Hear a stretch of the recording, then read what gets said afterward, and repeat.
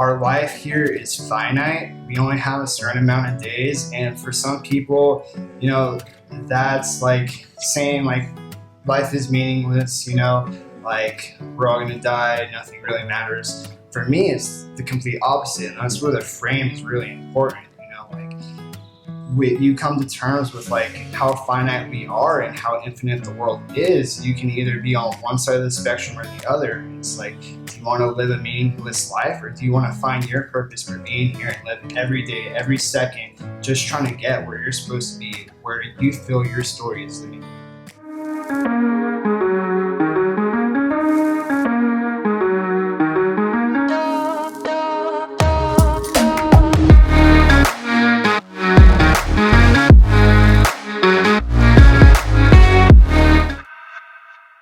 Hey, what's up everyone? I'm Jonathan Dugan. Welcome to Moments of Aha.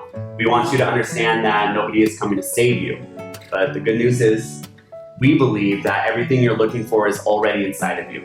We truly believe that you are the hero of your own life. So we bring on guests who have developed these internal qualities or elements that we're all born with, but they have deliberately practiced and strengthened these internal qualities to the point where they have become a superpower to align with their inner hero. So today's everyday hero is a man who is not afraid to shoot for the stars. He grew up doing hard things out of the enjoyment of developing his skill sets and discipline by pursuing his passions in wrestling and education. After experimenting and exploring himself through plant medicine, he came to find clarity in where he wants his life to go. Graduating from Alabama in only 3 years, with the hope of working with NASA one day. Only being 22 years old, he has a lifetime of wisdom already available for anyone that is open to listening. He is an example that age does not matter when it comes to impact. He leaves to start a new life and home in Rocket City, Alabama in less than a week, starting a career as a Propulsion Systems Engineer working on NASA's Space Launch System. He will be working on the Artemis Mission to have the first woman to land on the moon, an actualizer of his dreams, Jiar Meagher. All right, man. Welcome back. Yes, sir. Second time's the charm, right? Definitely. Let's do it. Yeah, cool, man. Super appreciative you being here, and very inspiring just having such aspirations and goals at such a young age, but not only that, you're actualizing them as well. So tell me a little bit, 3 years graduating from Alabama. I already know it is a huge party school. They've won the national championship many years in a row. It's so exciting to be part of something like that. And yet you have the discipline to finish school in 3 years. Tell me a little bit about that journey, and what was the hardest thing that you had to overcome going to school and accomplishing 3 years of school? Yeah, definitely. So it definitely all comes back to purpose. I lived every moment being college very purposeful. I woke up in the morning, I knew why I was there, what I was supposed to be doing. And just like with everything going on with SpaceX, like back when I was in high school, like that's when SpaceX first landed their booster on land and on their drone ships, and just seeing that rocket booster land, like that had never been done before. And now we're able to reuse these things 3, 4, 5, 6 times. Like it's decreasing the price to send stuff to space, so that like space is, we've always said space is for everybody, but it really hasn't. It's for everybody that has the money to pay. We're starting to lower that gap, so like space really is becoming for everybody. And this is just one of the first stepping stones to get there. Like the vision is so much more than what's going on right now. I'm so excited to see where we'll be in 30 years. So that was just one of the things that ignited my fire, kept me going, keeping up with SpaceX every day. And yeah, so I'd wake up in the morning and I saw the end goal in sight. And I've always been about that. So, with all the partying, all the games going on, all the fraternity life, that stuff was very tertiary for me. I got there, I knew why I was there, what I was supposed to be doing. I was going there for aerospace engineering to learn how to build rockets to send people to space. So every day it was like more and more and more. Where is this stuff? Where can I learn it? How can I start doing the things that I know I'm put here to do? why I'm here. And, so like the math, the physics, yeah, it's hard, but you sit down there and you do it because you're sharpening your blade. You're going to need that eventually. And when it comes time to use it, you got to be ready. So every day I just try to live as purposefully and as in there as possible. I didn't want to let any moment go to waste. I'm very aware of our life here is finite. We only have a certain amount of days. And for some people, that's like saying like life is meaningless, we're all going to die. Nothing really matters. For me, it's the complete opposite. And that's where the frame is really important. You come to terms with like how finite we are and how infinite the world is. You can either be on one side of the spectrum or the other. It's like, do you want to live a meaningless life, or do you want to find your purpose for being here and live every day, every second, just trying to get where you're supposed to be, where you feel your story is leading you? And that's just how I try to live every day. Yeah, I feel your passion, Jiar. Where was this purpose birthed? Like, was it something that you always knew from a young child that, hey, I'm going to work on rocket ships and send people to space? Or was it something cultivated along your time? And I'll put the question in a different way, because moments of aha also represents moments of awakening. So when we talk about purpose, my purpose was birthed out of my moment of awakening. Mm-hmm. And from there, I knew what I wanted to spend my life doing. Was it a moment of awakening that happened, just a split moment? Or was it something that, hey, since I was a child, I'm sending people to space? I mean, I think it's always a little bit of both. I'll tell you straight off the bat, I think when we're very small, we don't really have like a good understanding of what the world really is, like what you can actually do. As a child, I was always kind of like leaning towards more intellectual things. I guess I would just say, like science, history, just really it spoke to me. At some point, like it just started to cast that more and more to the side, to where that wasn't who I was. Like that was just very early curiosity in me as a child, was leaning towards these directions. But at a time, you just kind of forget. The world starts to take its toll. And I had been a wrestler since I was 5. And so that very much was my life. I wasn't thinking I was going to go be a scientist or go be a firefighter. For me, it was like a wrestler, like mat wrestling. It was mat wrestling at some points in time, like 11 months a year. Very intense, and it was like a road just to get to be good, get to see the end of the tunnel, so to say. So there was a point where I got really serious about wrestling, and then that's when I started looking more towards like, where is this going to take me? And for me, I always thought wrestling is going to get me into college. It's going to get me into a good school, and then I can figure out what I want to do with my life, because I'll be in a good school. I'll have to dedicate 5 years to like being a Division I wrestler anyways. So you have the time to figure out the major. Don't worry too much about it. It'll come. Just focus on wrestling. Focus on being a good wrestler right now. Like, you got practice 6 days a week. Like, go. This is what you got to do.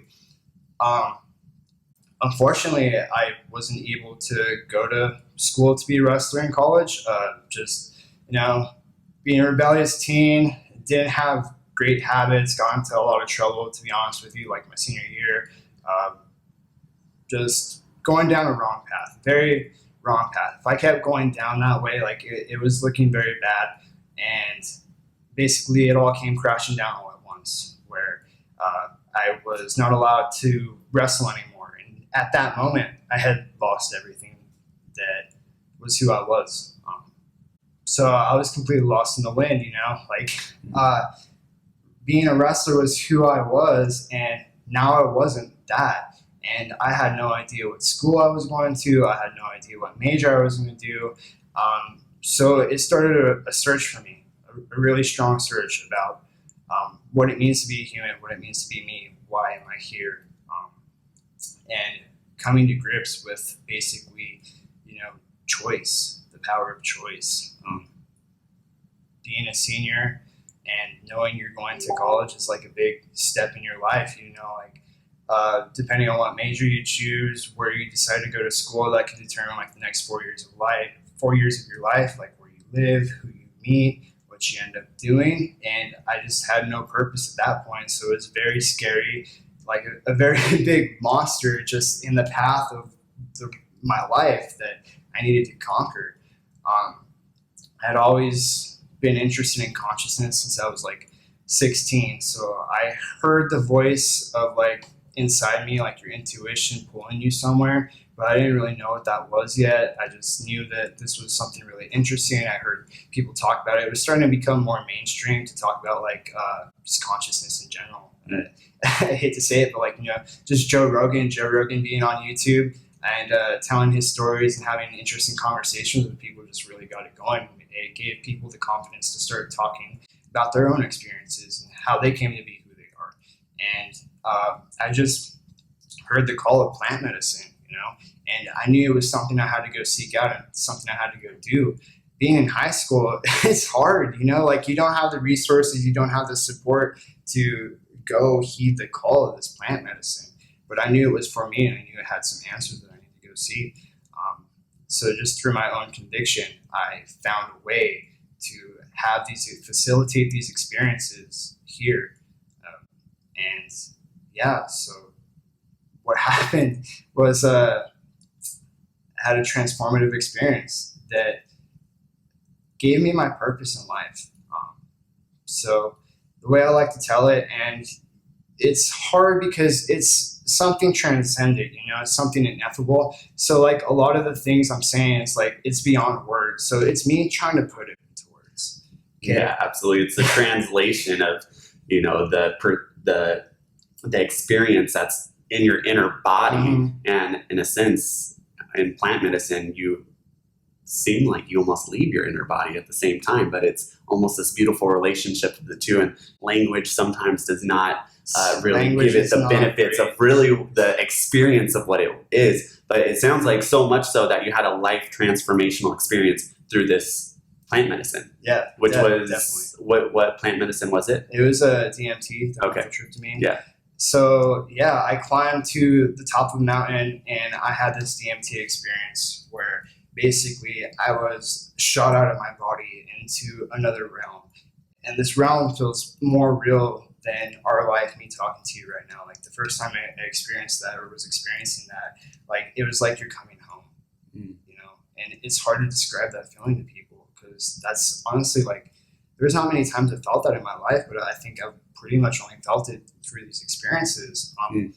So it's like, it's the weirdest thing because the first time you do it, there's so much anxiety and being scared about like the unknown.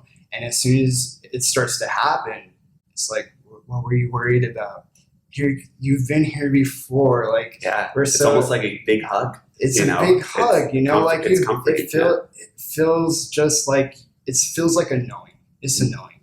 And it was finding out what that knowing was, and so I got shot out of my body with this like welcoming kind of vibe. And I was brought to another dimension where there was some complex 4D geometry moving type of figures that I can't even begin to explain. The way I like to explain it is kind of like if you imagine like Manhattan, and it's made but an artistic Manhattan. And it's like spiraling and vibrating and moving.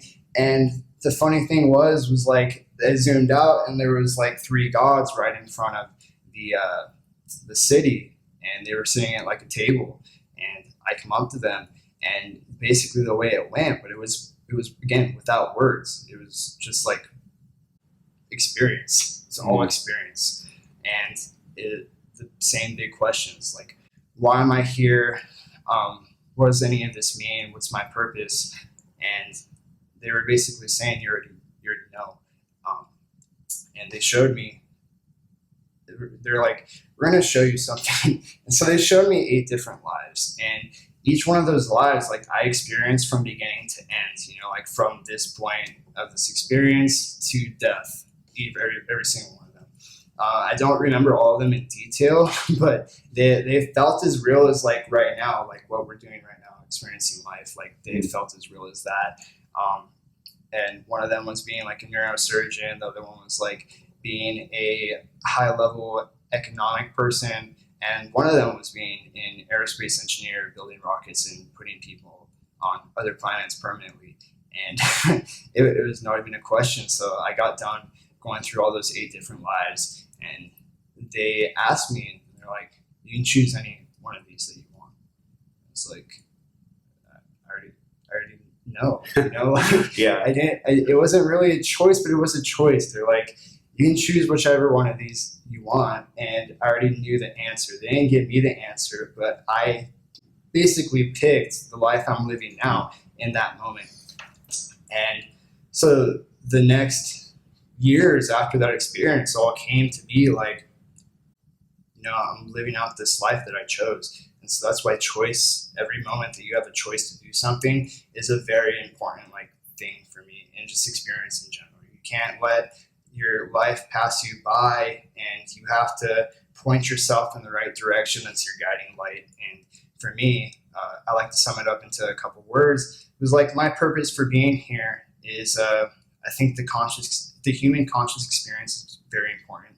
Like what we're doing right now, talking to each other. I believe that people should be able to experience that they should be able to come to terms with their higher self, why they're here. We should all be able to find answers to these questions in our lifetimes. For some people, unfortunately, that's not going to happen. It's not realistic.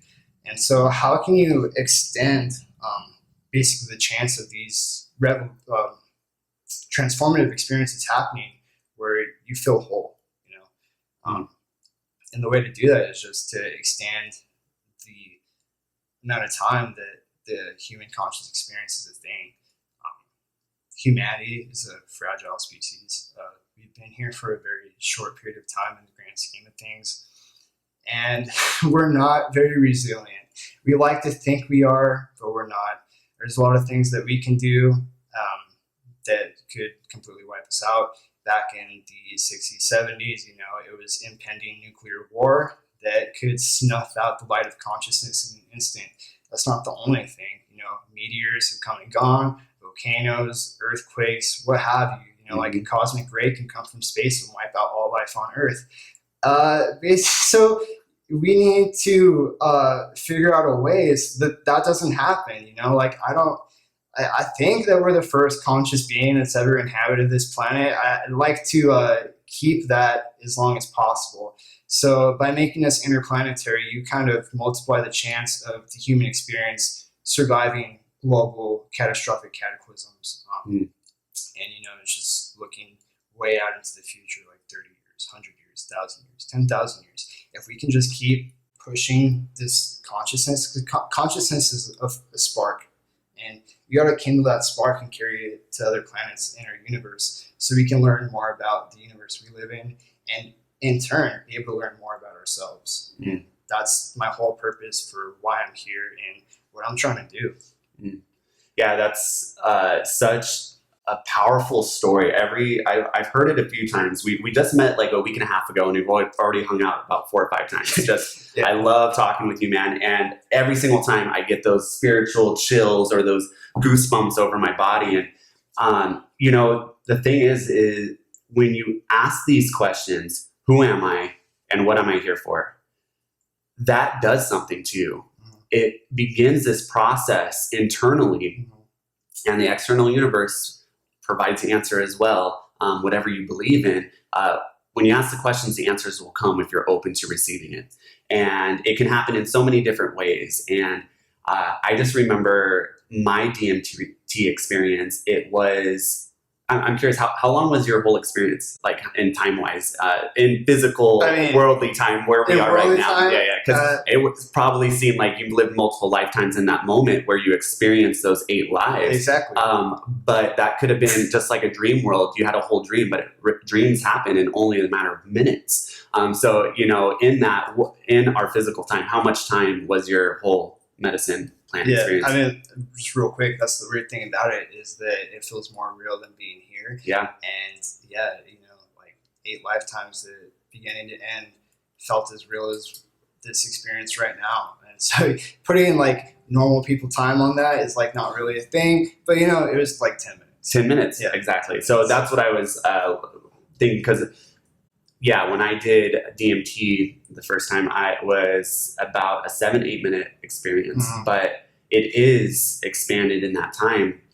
Yeah. And when you say like coming home, you know, the voice that was speaking to me is the voice that I hear every day when I'm meditating. It's that whisper inside that is being able to have that dialect with and have that conversation with, except the whisper was no longer a whisper. It was a direct conversation that was so clear and so loud, where I can ask any question and the answer was immediate. And, you know, that's the interesting part about plant medicine. It just taps you into that deeper part of yourself, which I believe, or just our surroundings and nature. You know, that's one thing about psilocybin I love so much, is you all of a sudden understand vibration and frequency on another level, because you're seeing it inside of plants, inside of animals, inside of other human beings, inside of a home. You can see a home, you can see a picture, you can see the frequency of the picture, and it's just so beautiful. It taps you into a different part of yourself, and it's something that I truly believe you do not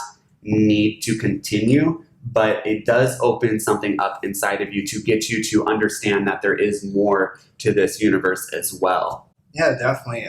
Just, you know, these transformative experiences, for some people, it can come through plant medicine. Through some people, it just comes usually through hardships, major life changes. I think Eckhart Tolle said that like being in a supermarket, everyone's just like one chance experience away from experiencing an awakening. And I think that's very true, you know. So it's like you gotta follow that voice inside your head, and you never know when it's gonna come, you know.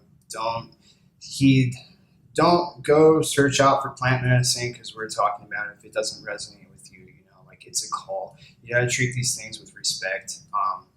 And if you hear the call, you're gonna seek it out, or it's gonna come to you. It just is gonna happen. But there's many other ways that you can come to realize your true self. And just going back to meditation, you know, like that's what I've really found, is that, you know, these things are kind of like flashes in the pan.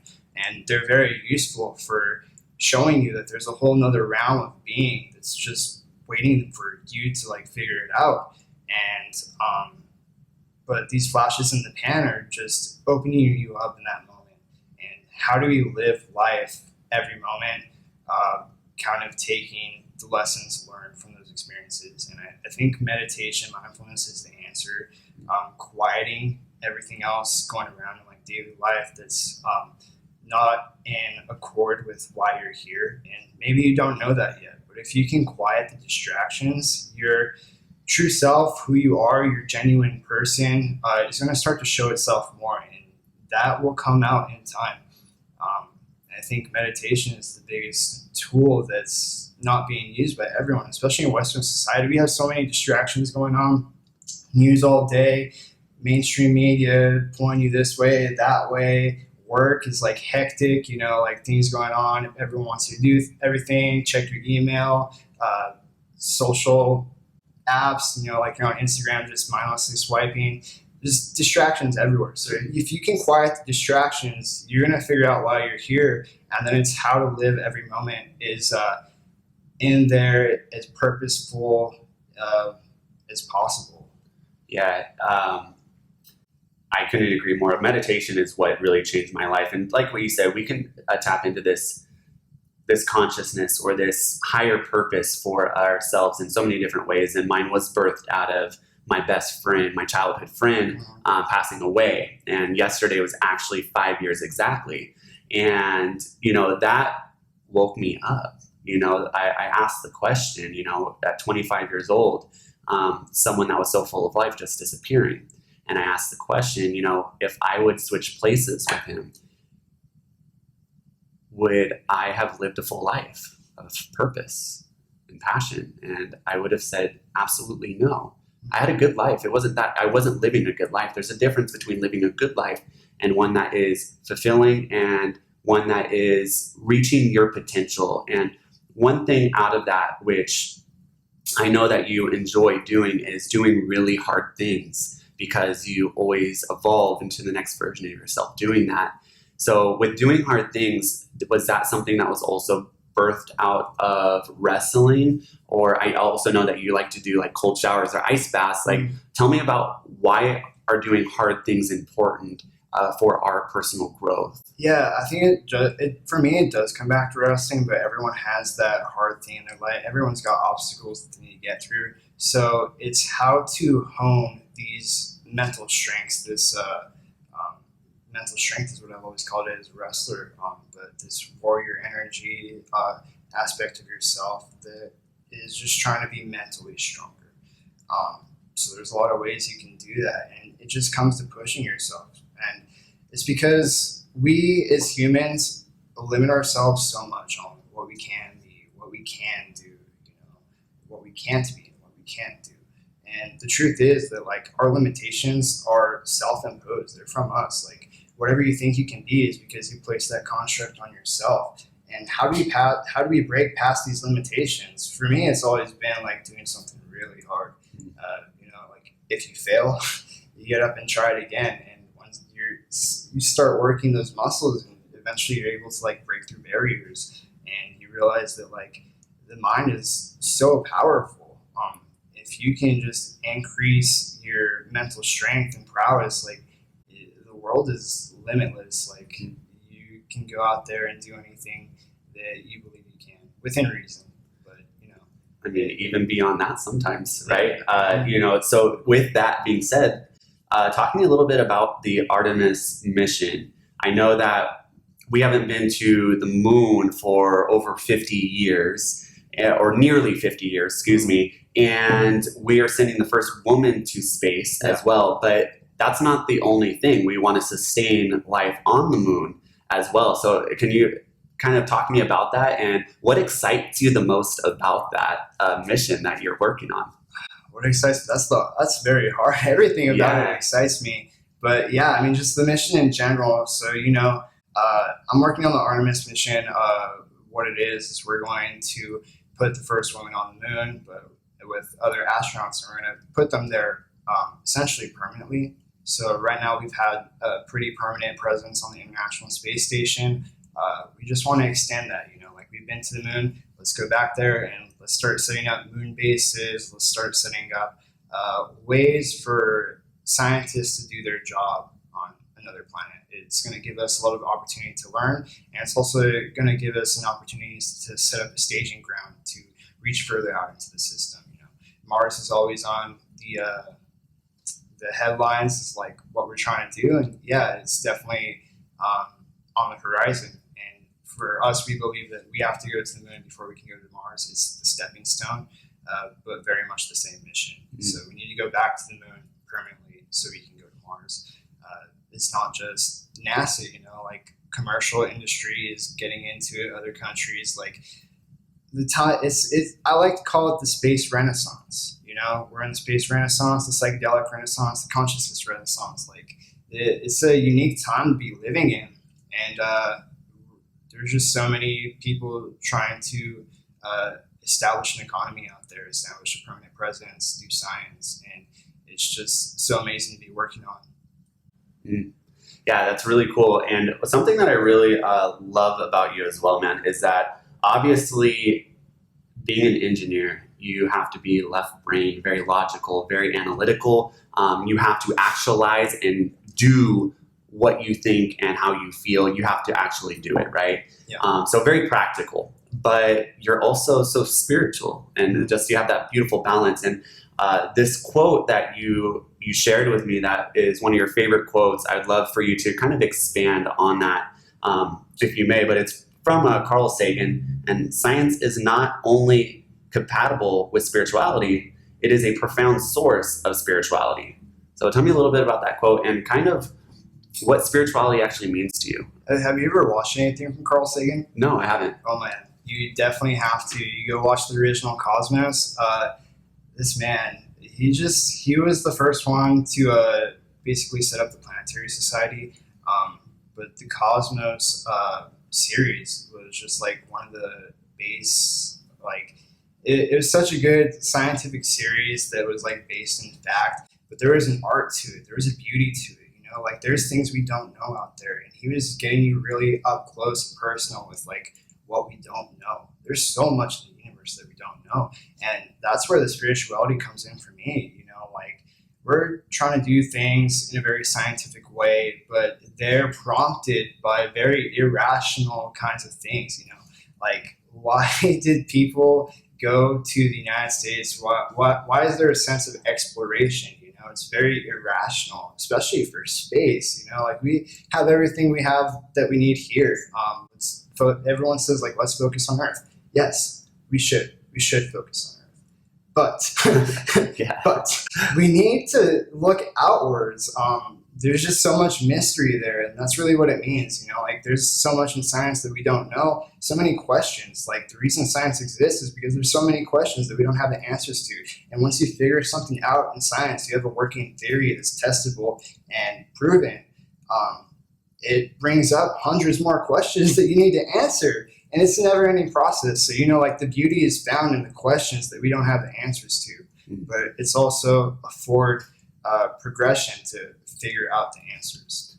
Yeah, it reminds me of that quote from Lao Tzu, the more I know, the less I understand. And when we start diving into these spaces that we begin to know more about our universe, more about our internal world of spirituality, the less we really understand of, the theory of infinite dimensions or realities. It's like your mind, like, science might say that, but it's just like, we don't understand what that even means. We hardly even understand. We can describe gravity, but we don't really understand that we're floating on this ball of water in the middle of this gigantic universe, and we're stuck. Like I'm not floating away and out into the space. Like it is fascinating, and it's just like it is such an internal awe when you really start looking at those things. And it's kind of amazing that we don't understand it all. There's a beauty to that as well. It's a humbleness too. Like we got to be humbled by it. Like this earth that we live on, that we've had our whole life and experiences on, is a spaceship. It's Earth's spaceship floating through space around the sun. The sun is traveling through the Milky Way, and the Milky Way is expanding in the universe at crazy speeds that I wish I had the numbers to, but it wouldn't make sense anyways because they're so out there and they don't make any sense. Like it's so fast, so many and we directions. don't feel it. Like we're not really feeling it on a conscious level. We're in level. The moment. We're in the now, but like there's so much going on around us, and it's hard to even put that into perspective. That's where the beauty, that's where the spirituality comes in for me. It's just like the questions and the beauty. Like I'm here to figure out who I am, and I'm here to figure out stuff about the universe. It's just, it's a sense of awe. Yeah. It's always a sense of awe.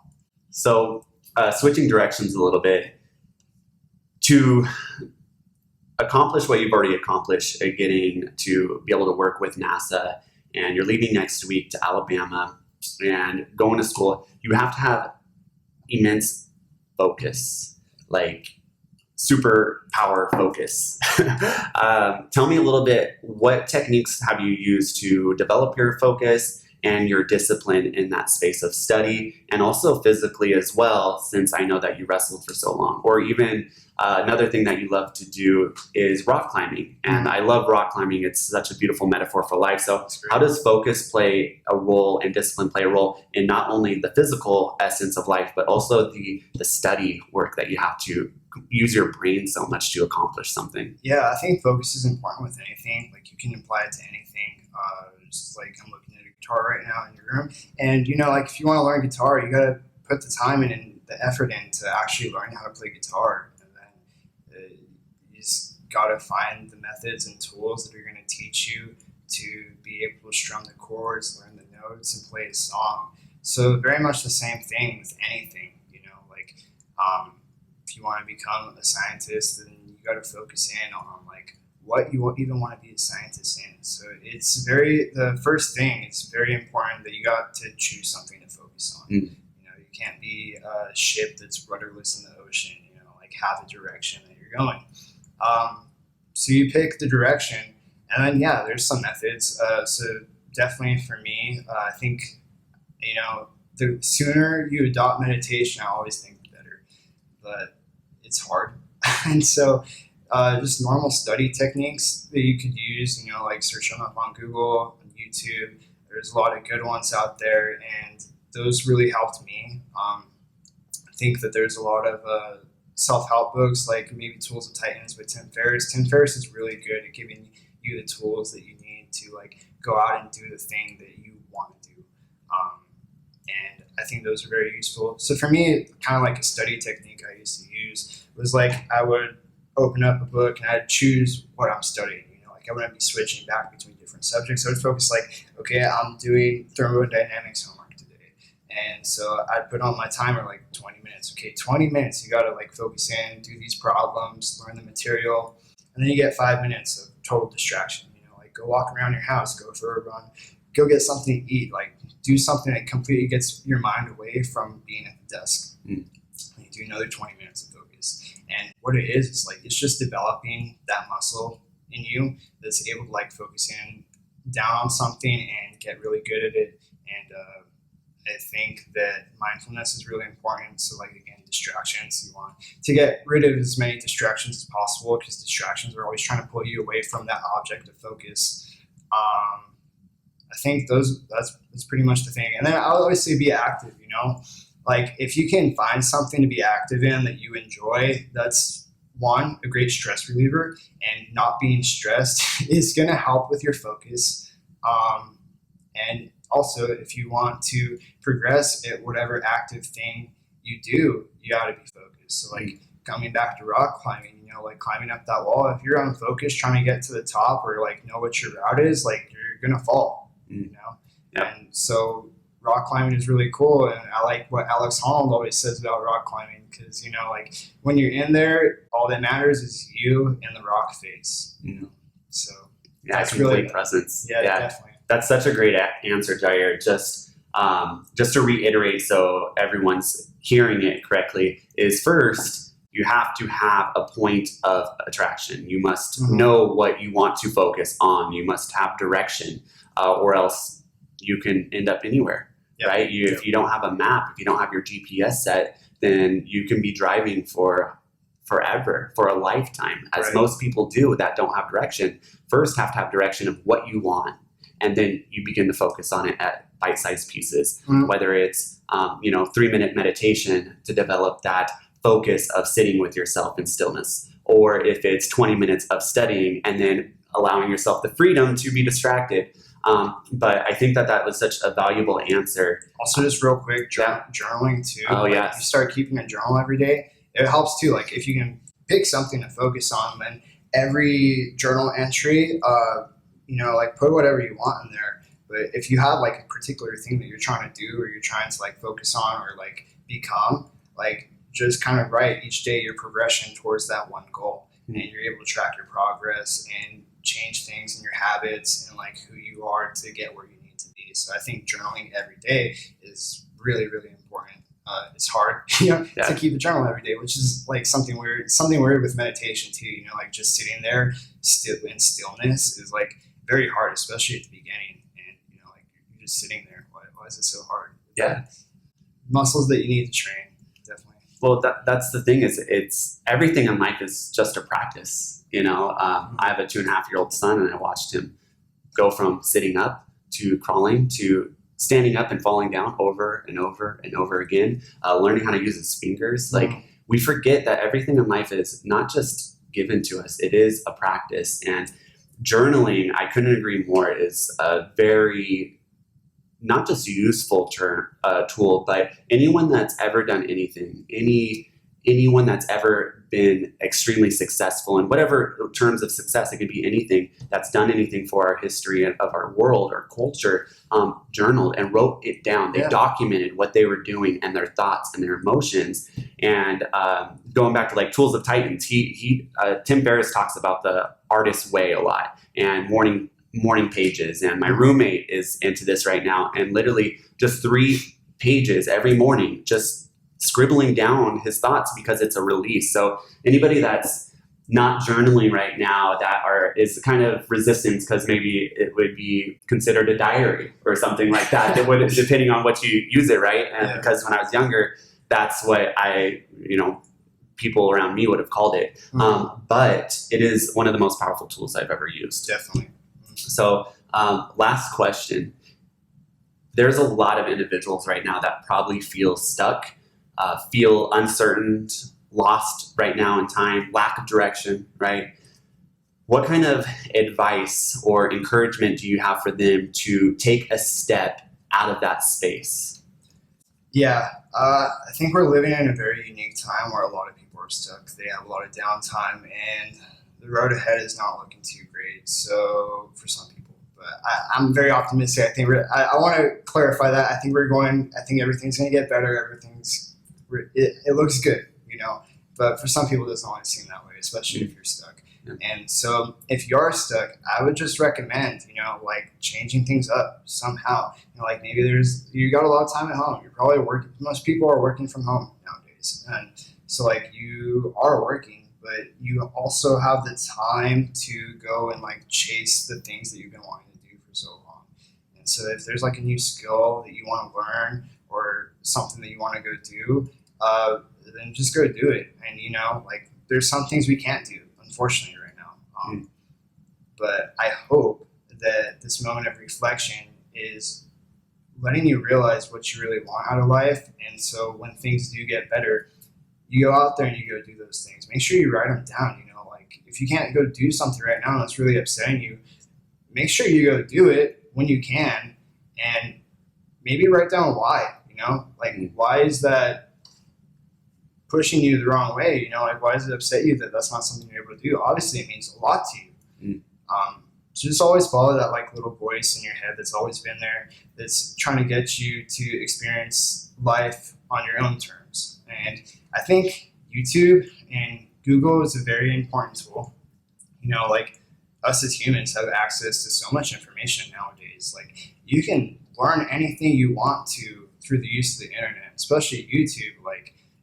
If you want to go learn guitar, or you want to learn how to make nice cups of coffee, it's all there. I learned so much math from watching YouTube, and sorry to bag on some of my teachers, but the people on YouTube get rated and commented on, they're very particular. They got to be good at what they're doing. They got to be a good communicator, a good teacher to get these lessons across. So they're very focused on the message, and that's why I learned a lot of my math from YouTube.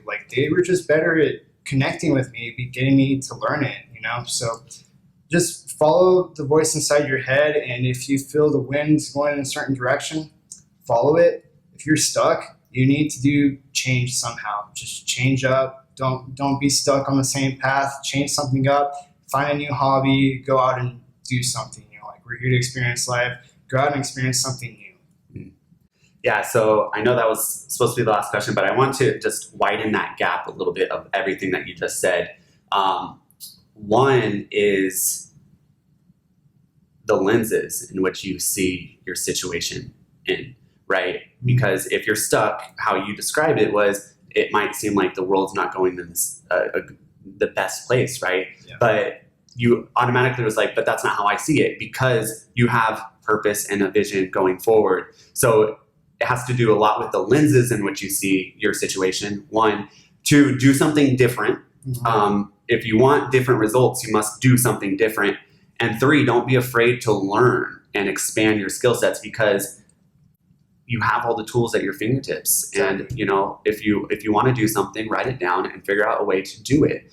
Whether it is to go travel to a different country, or if it's to switch careers at some point, or go back to school, whatever it is, but write it down, know why you want to accomplish that. And when it comes time where you have the opportunity, seize it.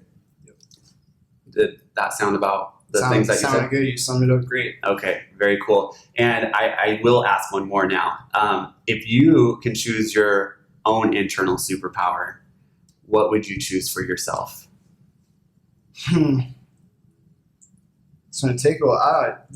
Trying to figure out a word to sum up a superpower is hard, man. Yeah. But maybe to sum up who I am, I'll just say a magician, man. That's kind of just how I see myself. I don't think there's enough magic in the world. So just kind of try and sprinkle some amazing into everything that you do and like the experiences you have. You know, like everything should be special. Like every moment is special. You want to imbue everything with purpose. If you have your purpose, if you found your purpose, like go out and do the thing that you're meant to be here for. And when you're not doing that thing, live life with some inspiration, with some beauty, man. Like there's art, there's music, there's conversations. Like experience life how you want to experience it, and just have a good time being here. You know, like sprinkle a little bit more magic into your life. So that's what I'd say. That is an amazing answer. I could not agree more, and I just appreciate you being here, Jiar, so much. Definitely, man. It's always great. So if people want to follow you on social media, how would they do that? Yeah, definitely. So I'd probably just say Instagram. You can go ahead and follow me on Instagram at Jiar Meagher, JiarMeagher. Yep, I'll definitely put the link below as well. Thanks for listening. I'm sending you all blessings. If you haven't subscribed yet, please subscribe. Moments of Aha with A Heroes Academy on YouTube. And then on Instagram, it's A Heroes Academy. So thanks for tuning in. I'll see you guys next time.